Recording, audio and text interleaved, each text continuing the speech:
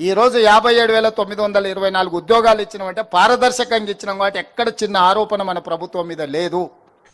అక్కడ ఉండే ఏ ఒక్క యువకుడు, ఏ ఒక్క యువతి, ఏ ఒక్క చెల్లెలు చెప్పినా ఒక్క ఉద్యోగం అన్నా ఈ ప్రభుత్వం ఇచ్చిందని చెప్తే నేను అక్కడనే రాజీనామా చేసి వెళ్ళిపోతాను అధ్యక్ష. ఒక్క ఉద్యోగం రేవంత్ రెడ్డి గారి ప్రభుత్వం, కాంగ్రెస్ ప్రభుత్వం వచ్చినాక కొత్తగా ఇచ్చినాము అని ఏ ఒక్క యువతి గాని యువకుడు చెప్పినా నేను అక్కడే రాజీనామా చేసి రాజకీయ సన్యాసం తీసుకుంటా అధ్యక్ష. ఒక్కరు చెప్పినా కాంగ్రెస్ ఉన్నది అంటేనే కరెంటు ఉండదు, కాంగ్రెస్ అంటేనే కరోనా వైరస్ కంటే ప్రమాదం.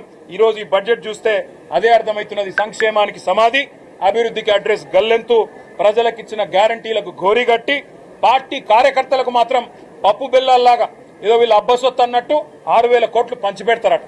6,000 కోట్లు ఎవడి అబ్బసొత్తు? తెలంగాణ ప్రజల సొత్తు.